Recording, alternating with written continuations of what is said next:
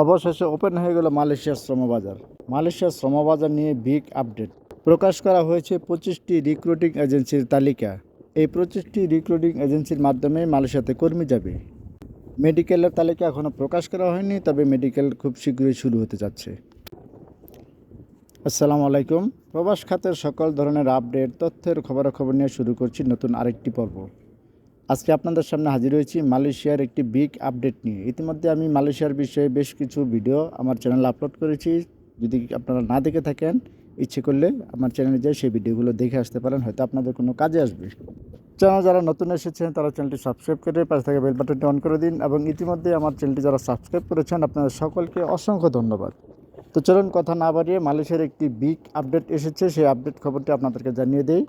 যারা মালয়েশিয়াতে যাওয়ার জন্য অপেক্ষমান ছিলেন, বাংলাদেশে যারা আছেন, যা মালয়েশিয়াতে যেতে চান, আপনারা জানেন যে বাংলাদেশ থেকে মালয়েশিয়াতে আবার শ্রমিক নেওয়ার জন্য কলিং চালু হতে যাচ্ছে, এবং সেই ধারাবাহিকতায় বিভিন্ন ধরনের তথ্য আপনাদেরকে দিয়ে সহযোগিতা করার চেষ্টা করছি। তবে এইবার একটি বিগ আপডেট তথ্য এসেছে, তো সেই তথ্যটি আমি আপনাদের সাথে শেয়ার করতে চাই। আসলে আমি এখন কাজে আছি। আমার চ্যানেলের নিয়মিত দর্শক যারা, তারা অনেকে জানেন যে আমি নিজেও প্রবাসে থাকি, এবং প্রবাসের থেকেই কিন্তু প্রবাসের মালয়েশিয়া, সৌদি আরবের এবং বিভিন্ন দেশে বিভিন্ন ধরনের তথ্য আপনাদেরকে আমি দিয়ে সহযোগিতা করার চেষ্টা করি। তো মালয়েশিয়ার এই বিগ আপডেটটি এসেছে, যখন আমি জানতে পেরেছি চিন্তা করলাম যে দেরি না করে এখনই এখানে আপনাদের কাছে আমি এই বিষয়টা শেয়ার করি, হয়তো আপনাদের কোনো কাজে আসবে। তো যেই বিগ আপডেট, এটি হয়তো ইতিমধ্যে অনেকে জেনে গেছেন অনলাইন, সোশ্যাল মিডিয়া এবং বিভিন্ন ধরনের নিউজের মাধ্যমে, যেটি হচ্ছে যে মালয়েশিয়া থেকে বাংলাদেশ শ্রমিক নেওয়ার জন্য 25টি রিক্রুটিং এজেন্সিকে মালয়েশিয়া সরকার চূড়ান্তভাবে সিলেক্ট করে দিয়েছে। এই 25টি রিক্রুটিং এজেন্সির মাধ্যমেই কিন্তু বাংলাদেশ থেকে মালয়েশিয়াতে শ্রমিক যাবে।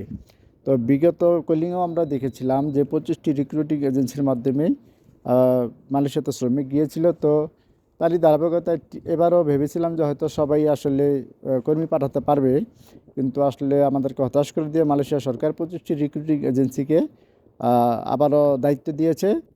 হয়তো মালয়েশিয়া সরকার ভেবেছে যে যদি সবাইকে অনুমতি দেওয়া হয় তাহলে হয়তো কর্মী পাঠানোর যে ভিতরে যে স্বচ্ছতা সেটি হয়তো থাকবে না। এই জন্য 25টি এজেন্সিকে তারা নির্ধারণ করে দিয়েছে যেন তারা এই মালয়েশিয়ার যে শ্রমবাজারটি, এই বাজারটিকে কন্ট্রোল করে স্বচ্ছতার সাথে কর্মী পাঠাতে পারে, যেন কর্মীরা কোনো ধরনের প্রতারণায় না পড়ে। তো জানি না এটি আসলে কতটুকু ফলপ্রসূ হবে, কর্মীদের জন্য কতটুকু এটি আসলে সৌভাগ্যকর হবে। তো এটি দেখার বিষয় যে এখন যেহেতু 25টি এজেন্সি অনুমতি পেয়েছে, তো খুব শীঘ্রই আশা করি মেডিকেল চালু হয়ে যাবে, এবং অন্যান্য যে এজেন্সিগুলো রয়েছে সবাই কর্মী পাঠাতে পারবে, তবে এই 25টি রিক্রুটিং এজেন্সির মাধ্যমেই। তো মূল কথা হচ্ছে এই 25টি রিক্রুটিং এজেন্সির মাধ্যমেই বাকি এজেন্সিগুলো কর্মী পাঠাবে। সেই ক্ষেত্রে খরচের যে বিষয়টা, গত কলিংয়ে আমরা দেখেছি 3 লাখ 4 লাখ থেকে শুরু করে শেষ পর্যন্ত 5 লাখ 5.5 লাখ পর্যন্ত কিন্তু টাকা দিয়ে কর্মী মালয়েশিয়াতে গিয়েছে, এবং অনেকে যেতেও পারেনি, এবং অনেকে যাওয়ার পরে কোম্পানি তাদের ঠিক ছিল না, যেই কাজ বলছে সেই কাজ ঠিক ছিল না, অনেকে কোম্পানি রিসিভ করে না, এয়ারপোর্টে অনেক দিন বসেছিল, নানান ধরনের ঝামেলা তারা পোহাইছে, এবং যেই এজেন্সিগুলো ছিল তাদের বিরুদ্ধে কিন্তু অনেক রকম অনিয়মের অভিযোগ ছিল। তো বিগত কলিংয়ে যাদের বিরুদ্ধে অনিয়মের অভিযোগ ছিল, এইবারকার যে 25টি রিক্রুটিং এজেন্সিকে অনুমতি দেওয়া হয়েছে তার ভিতরে কিন্তু আগের এজেন্সিগুলো সম্ভবত নেই। তো যাই হোক, লিস্ট আমি আপনাদের সামনে দিয়ে দিব, আপনারা লিস্টটা দেখে নেবেন যে কোন কোন এজেন্সি অনুমতি পেয়েছে। আপনারা স্ক্রিনে লক্ষ্য করেন, আমি অলরেডি দিয়ে দিয়েছি, আবারও দিয়ে দিব। আপনারা স্ক্রিনে লক্ষ্য করুন, 25টি রিক্রুটিং এজেন্সির লিস্ট আমি দিয়ে দিয়েছি। এদের মাধ্যমে যদি পারেন সরাসরি আপনারা যোগাযোগ করবেন, অথবা অন্য কোনো এজেন্সির মাধ্যমে যোগাযোগ করলেও এদের মাধ্যমে আপনাকে যেতে হবে।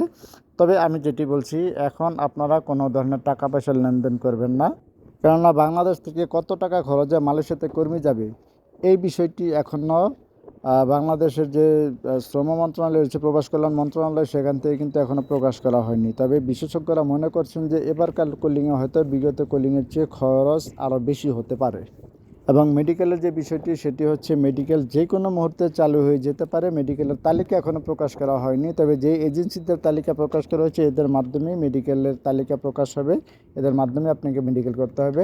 তো এখন যদি আপনি কোনো এজেন্সির মাধ্যমে আপনি চুক্তি করেন বা আপনার কন্ট্রাক্ট করে থাকেন যে তার মাধ্যমে আপনি যাবেন, সে আপনাকে মালয়েশিয়াতে কলিংয়ে নিয়ে যাবে, তাহলে আপাতত পাসপোর্ট দিয়ে রাখুন এবং প্রয়োজনীয় ডকুমেন্টস দিয়ে রাখুন। কোনো ধরনের টাকা পয়সার লেনদেন আপাতত করবেন না।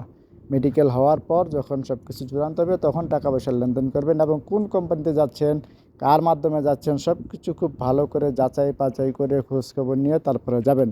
কেননা বিগত কলিংয়ে কিন্তু অনেকেই এরকম প্রতারণার শিকার হয়েছে। তো এই কলিংয়ে আমরা বিগত কলিং থেকে শিক্ষা নিতে হবে। আমরা যে আপনারা যারা যাবেন খুব ভালো করে যাচাই বাছাই করে তারপরে যদি বিশ্বস্ত মন হয় তাহলেই যাবেন। প্রিয় দর্শক, এই ছিল মালয়েশিয়া কলিংয়ের সর্বশেষ আপডেট তথ্য। এখনও মেডিকেলের কোনো সেন্টার, কয়টি সেন্টার মেডিকেল করতে পারবে সেগুলো তালিকা প্রকাশ করা হয়নি। যখনই মেডিকেল সেন্টারের তালিকা প্রকাশ করা হবে আমি আপনাদেরকে ভিডিও আকারে জানিয়ে দেবো অবশ্যই। প্রিয় দর্শক, এই ছিল মালয়েশিয়া কলিংয়ের সর্বশেষ আপডেট তথ্য। ভিডিওটি বেশি বেশি শেয়ার করুন যেন মালয়েশিয়াতে যারা যাবে তারা ভিডিওটি দেখে উপকৃত হতে পারে, প্রতারণা থেকে বাঁচতে পারে এবং সতর্ক হতে পারে। এবং মালয়েশিয়ার আরও নতুন নতুন আপডেট তথ্য পেতে চ্যানেলটি সাবস্ক্রাইব করে বা তাকে বেল বাটনটি অন করে দিন।